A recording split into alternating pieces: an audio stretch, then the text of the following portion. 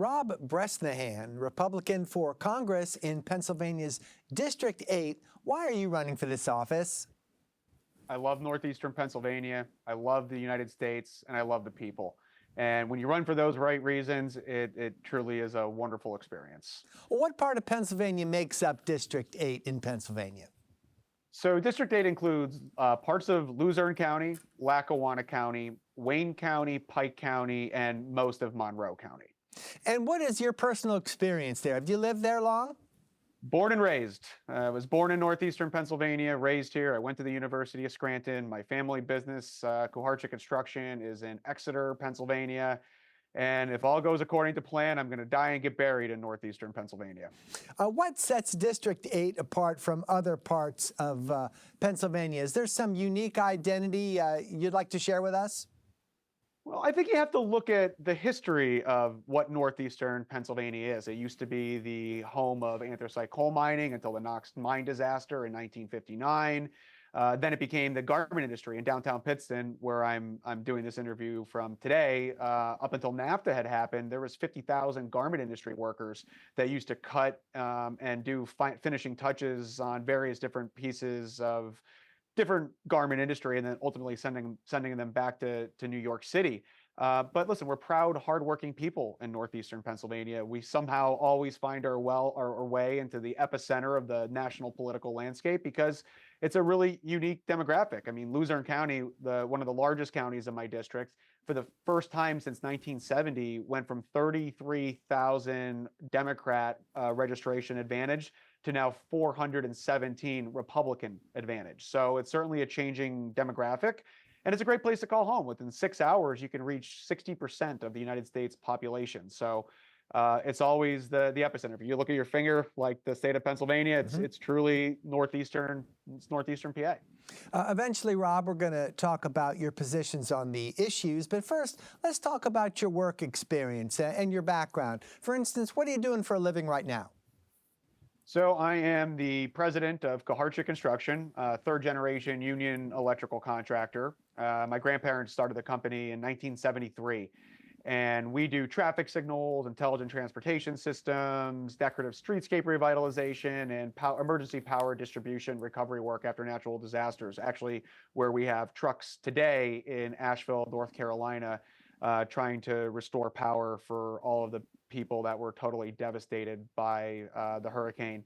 I'm also a real estate developer in downtown Pittston. So when my grandparents started the company, I've always been around it. When I was young, I'd love to go to work with my grandfather. He'd put me up to work in the back corner of the warehouse and have me strip copper wire or push a broom or run a piece of heavy equipment, family business. And my plan was to go to school in Philadelphia, Drexel, for construction management, and go to school with my friends, and ultimately find my way back to the family business. But after 2008, we got totally clobbered by the financial downturn. And from the pressure and the suggestions of banks and bonding companies, my grandparents were asked to put a succession plan together. And I came in at the age of 19 as CFO. And we had 50 employees, and we had to do some serious work. So while I was going to the University of Scranton, my grandmother told me after I got a 4-year college degree from a university of her acceptance, they would then sell me the company. And that's what we did. So we had about 50 employees. We grew to 150 employees or so. We worked in 19 different states doing emergency recovery after those natural disasters. We're a union electrical shop. And all the while in downtown Pittston, approximately 5 years ago, we bought a condemned, unfit for human occupancy building and renovated it, put it back on the tax rolls, and now have over 100,000 square feet of structure right in the downtown. And we get to work and partner with young entrepreneurs who believe in Northeastern Pennsylvania. Actually, where I'm doing the interview from is the old Miner Savings Bank, built in the late 1800s, and we renovated it from top to bottom. And now it's housed of young entrepreneurs, old entrepreneurs, lawyers, hair salons. We have a restaurant going on the first floor. So, and this was all done without a single penny of taxpayer dollars. This is all private investments. And I love Northeastern PA. This is where I'm born. It's where I'm raised. It's where my fiance and I live. We wouldn't dream of being anywhere else. Rob, how difficult was it for you at the age of 19 to be given a position of, it sounds like, considerable responsibility while you were trying to get a diploma? certainly a lot of balls up in the air. It was a blessing of a lifetime. I'm also fully recognize that to whom much is given, much is required. But listen, I was young and I had to cut my teeth. I had to get out there, and not to mention the company was not in a very good financial shape, Mhm. and we had to do some make seriously tough decisions. I mean, not like quite like as bad as the federal government right now, but we were saddled with debt. We were throwing good money at a bad problem and paying interest and not being able to reinvest the proper ways. But the best way to learn is by getting thrown into fire and figuring it out. Sure, my grandparents were around and I had great people. I mean, we had exceptionally low and still have exceptionally low turnover. And I think everybody in the company knew ultimately I would be finding my way back. Mhm. But obviously they were, hey, listen, it was a 19-year-old guy and long, cool hair. I mean, it was a lot different time. But they believed in the mission, and it was trust but verify both ways, specifically with employees saying, hey, is he making the right decisions? And, you know, it, you don't turn a cruise ship on a dime. I mean, it took, series of good decisions every day, every week, every month that ultimately turned into years. And that's how we've been able to grow so successfully. I mean, over 400% in a period of 12 years. So it's incredible. So we made, maybe it's luck, maybe it's, obviously it's hard work. But like I said, to whom much is given, much is required. And I Mhm. always did everything under my grandparents' name. It was always Kaharchik Construction did this or Kaharchik Construction did that. And it's been an honor of a lifetime to perpetuate my grandparents' industry. My grandfather started the company with a station wagon and a ladder. And how he was a union electrician, and how we got into traffic signals. He had a friend that used to work in Luzerne County, and a traffic signal, just like the one behind me, broke. And he got a friend and said, "Hey, Wally, can you come down here and fix it?" And he said, "Sure." And he hit it with a hammer back when the old electromechanicals rusted over. And that's how he got into traffic signals. But, I've always had an entrepreneurship drive. I mean, I remember being young and sitting on a corner. I grew up across the street from a park, and I'd be selling snow cones. My mom would take me over to Kiko, and we'd buy raspberry dye and grape sodas, and we'd sell them to people going to the park. And ultimately, I started doing snow plowing. My grandfather bought me a quad, and he goes, "I'll buy this, but you have to pay me back. You have to work this off." And that's what I did. He wouldn't let me get away with anything. He is a tough old bird, still with us, and very appreciative to having his mentorship. I mean, I remember him sticking me on the front porch and forced me to wire the porch with him when I was, I don't know, 5 or 6 years old. So One more. obviously getting to work under him was really incredible. Rob, one more question about the business before we move on. So 2008 was, as you said, a difficult year. So give us an example or two of the tough kind of decisions that had to be made about that time that resulted in whatever success you have today. Sure. I mean, a big part is working capital. I mean, most of our works are state level DOT contracts, and you need to have bonding in place and surety Mhm. programs in place. And because we took our eye off the ball a few times, we had debt. I mean, we were paying literally hundreds of thousands of dollars a year in just debt service, and we weren't able to reinvest into new equipment. Our equipment was fully depreciated, and our book value of the company was was not in a good place. So what we had to do was retain earnings, pay off some of those outstanding debt on our lines of credit, so then we could focus on having better lines for our surety and bonding program, so we can go after bigger jobs, Mhm. continue to retain those employees who ultimately got us to where we were. But we also needed equipment. We had to be in a position to buy better pieces of equipment. We also, at that point, were working predominantly the northeastern and southeastern part of of Pennsylvania, but you have to go where the work is. There's not a lot of work up in the Northeast, so we had to go to jobs in State College. We had to look at work out in Westmoreland County, so we had to be able to finance that. And because of the economic state of the union, it really inhibited our growth. So the first thing was to get the financial house in order, Mhm. and then obviously go after bigger and better projects and be able to attract people to do those projects and sustain the operation. So that was a big hurdle. So let's move on to the issues that are of concern during this election in November. And immigration, as you know, is in the news frequently. So first, before we get into any policy suggestions you might want to make, what's your understanding of what's happening at our southern border? Try to sum that up. Well, I've been there twice, actually. I went back a few months ago. I went to Yuma County, Arizona. And I saw it with my own eyes because I didn't want to be in a position to speculate. I needed to come from a position of seeing is believing and what's happening with my own eyes. And honestly, listen, it's not a Republican issue. It is not a Democrat issue. It is a humanitarian crisis. And we have to do, I'm a big believer in border security is national security. And I'll tell you, when I went to Yuma for the first time, I was in the back of a van at 2 o'clock in the morning, and we saw a group of 50 migrants walk around the wall and surrender themselves to Border Patrol agents. These are people seeking asylum, and your heart breaks because there's children, 2, 3, 4, 5, 6 years old, being carried by their parents, and ultimately being placed in vans, then taken to processing centers, and where I'll later get to ultimately find their ways to different parts of the United States. We also visited a hospital who sees an incredible surge of people needing care because along their journeys, they don't have access to health care. And a lot of times when they do get to their port of entry, there's need for medical attention. We saw the impacts of food kitchens and being able to supply. But the place we were has a population of around 100,000 people, and they've had 600,000 border crossings since 2020. 85,000 of those, which are kids, that they have very hard times tracing. But it was the children being carried by their parents that was really disheartening. That we ended up flying back from Phoenix to Newark the following day, and people that we saw cross the border at the processing center ended up on our flight back to Newark. And that's not a Republican talking point or Democrat talking point. That's what I saw with my own eyes. And then actually it was 3 weeks ago now, we were in Sierra Vista, which is a whole different landscape. These are border crossers dressed head to toe in camouflage with carpet shoes to evade detection. And it is totally ran by the cartel. I mean, there are people that are employed by the cartel, moving people that come across the border, that get put into stash houses and then ultimately get redistributed to different places in the United States.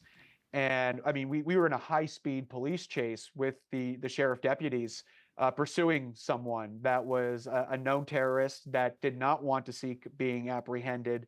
And these are people that aren't going about surrendering themselves. So what I've learned is every mile of the border is different. But what I found really disheartening was the Border Patrol agents are now processing paper more than actually defending the actual border. And in Sierra Vista, the sheriff deputies don't have jurisdiction over people crossing the wall or crossing the physical border. They can detain them if they are trafficking or if they are moving drugs or fentanyl. But I mean, it's 100 miles of border. They don't have the resources, 6,400 square miles, that they don't have the resources. And unless Border Patrol is on their way to apprehend that person, they don't have arrest authority. They have to basically release them. So obviously supporting Remain in Mexico is really important. But there has to be accountability. I mean, it's what we have. We don't have the infrastructure the way it is. Spending $150 to $200 billion a year on migrant care is, whether it's infrastructure, housing, food. I mean, these are people. These are human beings. They're just like the rest of us. But we have policies that aren't very supportive of using the front door, not the back door. Why high fence, wide gate? I would not be here if it wasn't I wasn't a product of legal immigration. So that's what I'm an adamant believer in. Now, there's a lot of work to be done on the asylum process. You're looking at between 8 and 10 years before you actually see a judge. And by then, people have lives established. They're not working. I mean, the least we should be able to do is have these people paying into the system, paying into Social Security and Medicare, so we can continue to fund it. So, Rob, then what specific Biden administration policy would you change today if you could? I'm a big believer in hybrid border security policies because there are areas that you can use technology to enforce a border, but you have to be able to provide the Border Patrol with the necessary agents and the resources for them to do their job. Remain in Mexico is a great one. I think that would stop mass influx of just these mass migrations. But also, the entity itself needs to be staffed accordingly and appropriately so they can process and still secure the people. I mean, listen, I'm not sure we're going to be in a position of deportation between 10, 15, 20 million people, but we have to, border security is national security. You have to stop the people overwhelming at these ports of entry. That's first and foremost. One more question about immigration then, Rob. Some lawmakers and candidates say the laws are already on the books. It's just a matter of enforcing them. What do you say? I've been there. I've seen it. I've seen it with my own two eyes. If they're on the book, we have to do a better job enforcing it. If it's a resource issue, we have to fund it appropriately. And if it's a ways and means situation, then we need to find solutions, because what we have right now clearly isn't working. We've had multiple planes of illegal migrants being flown into northeastern Pennsylvania, into Wilkes-Barre-Scranton Airport, under the cover of darkness. There needs to be accountability and a DNA testing program. There's no reason why we should have 85,000 kids that we have no idea where they are. So you can say that these policies are there. If they're not, maybe they are, maybe they're not, but what I'm seeing isn't working. So we need to do a change somewhere, someplace. Let's talk about inflation. That's on everyone's mind, and polls certainly reflect that. Any ideas to bring that under control? And of course, you have background as a businessman and maybe some insight. Balanced budget. That's the first thing we had to do. We had to have our outflows match the inflows. So the Balanced Budget Act is an incredible place to start. I'm a big believer in, I'm not an isolationist, but I'm a big believer in taking care of the American people, and specifically people of northeastern Pennsylvania. When you start increasing the cost of fuel and natural resources and energy, ultimately these escalations are going to find their way to the kitchen table. There's no way that you can hide or escape that. Natural gas is a huge part of northeastern Pennsylvania, and obviously Pennsylvania as a whole. Over 50%, 52% of households are heated from natural gas, and the benefit of it. And there's a litany of other benefits to natural gas. $45 billion in direct payrolls are generated from natural gas. 500,000 direct jobs from the natural gas industry in Pennsylvania. But you start talking about trucking and logistic costs, the cost of raw materials, of producing these materials. Ultimately, it's going to find its way to the end user, and that's the American citizen. That's the American person. So when you're spending $860 billion a year just on debt service, and you have national debt at $35 trillion, and for the first time ever, debt exceeds the GDP, you have a spending problem. And that's what is most obvious and most blatant to me, is that I'm not sure we have a revenue problem, we have a spending problem, and we have to get that under control. But you start talking about, what I hear when I go to doors, we've knocked on 17,000 doors, and people say everything is just too dang expensive from top to bottom, whether that's grocery, that's fuel for their vehicle, whether that's prescription medication. And you know what? They're looking at it as they're looking out their windows and they're seeing a broken bridge, and they all have to drive 15 miles or 10 miles out of the way because of bridges that either are structurally deficient. 25% of bridges in my district are structurally deficient, and they're feeling it. They're feeling the pain at the pump. They're feeling the pain at the grocery store. And they're saying, hey, why is this country getting $1 billion? Or why is this country getting a new bridge built? What about us? And, I don't want to go back to the illegal immigration problem, but people in northeastern Pennsylvania, it kind of ties back to your first question, or second question, is that people feel that we are a hard-working area. And we've worked our entire life. We've done the right thing. We saved our money so we can pay for what we can afford. And they see all of these 10, 15, 20 million illegal immigrants coming into the country, in essence, being better taken care of than them. And it ultimately goes back to their tax dollars that they paid into. Nobody got a 20% raise to offset the cost of living. They didn't. And you want to talk about preserving Medicare and Social Security, like nobody needs to, you have to be able to keep up with the outlay of these resources. So, I'm not going to be a person that's going to cut Medicare or Social Security. In fact, we need to put more dollars in people's pockets at the end of the day to keep up with the cost of living. And Rob, on the subject of Social Security and Medicare, how would you rank the overall health of those programs? And is there anything that we ought to do? First and foremost is you have to be an American citizen to be able to receive benefits of Social Security and Medicare. Number two, we got to stop borrowing against it to fund various different other programs. And number three, we have to get people to work. We need jobs. This could be solved with fiscal policy. I'm not a member of Congress. I haven't heard different conversations that may or may not have taken place. But according to the projections, it's within 10 years. And, my generation pays into Social Security, and my children and grandchildren's generation should pay into Social Security. So we need to preserve it for the current generation that's receiving benefits, preserve it for the next generation, my generation, and our future generations. So as an experienced businessman, tell us about your point of view as far as stimulating jobs is concerned.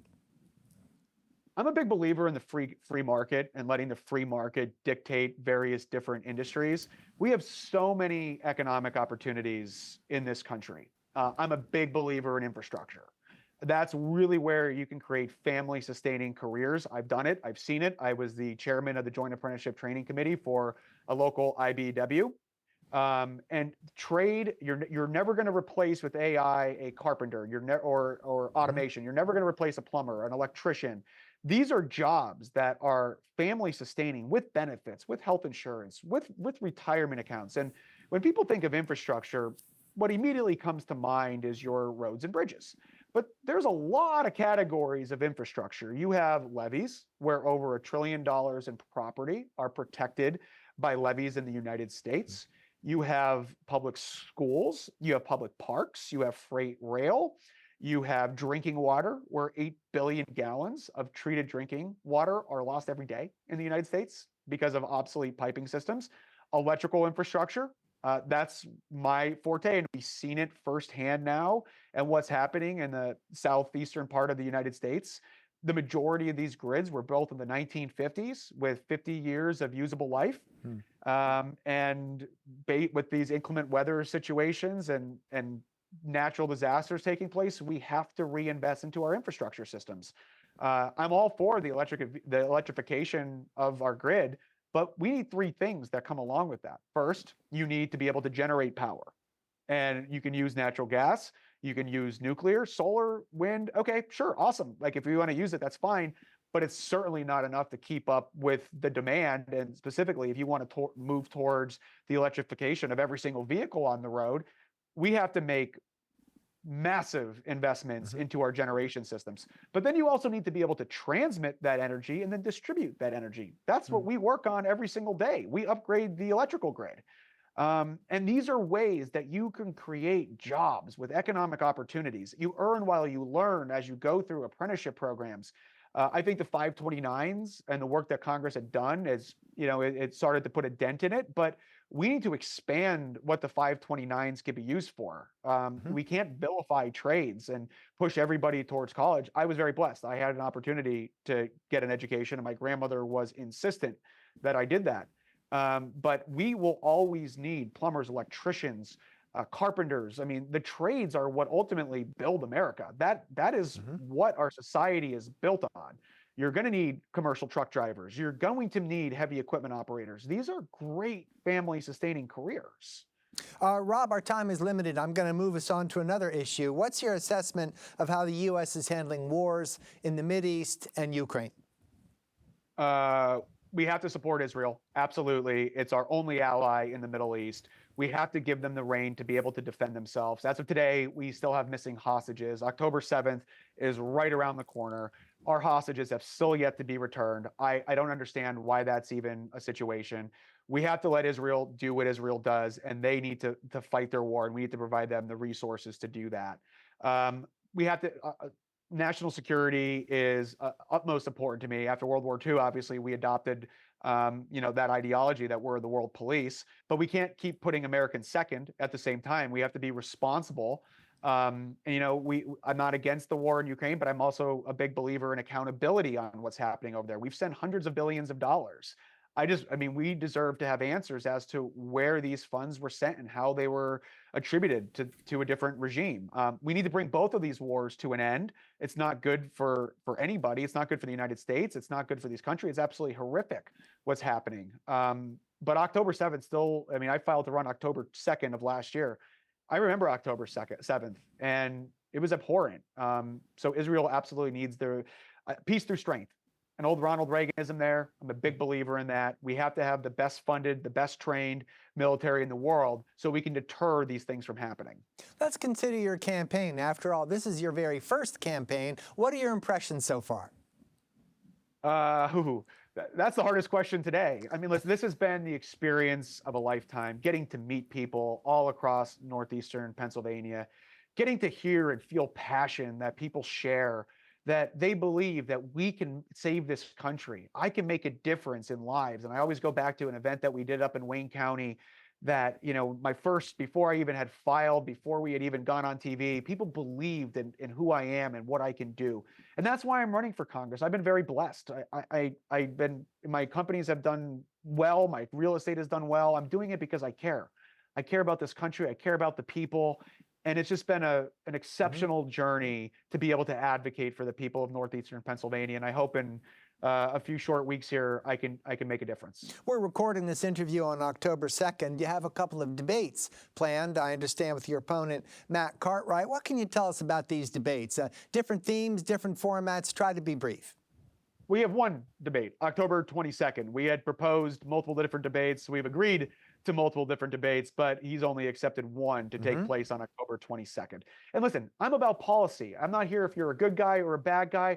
I'm about your policy. I'm about your voting record. I want to know why you voted to eliminate gas-powered vehicles for the people of northeastern Pennsylvania. I'm wondering why you voted for the SAVE Act or against the SAVE Act that would require U.S. citizens to participate in U.S. elections. Those are the questions that I want answers for. And every single press conference that we've done and nothing's been delivered on, I expect an explanation for those. Use our remaining time and tell our viewers why they should vote for you in that district.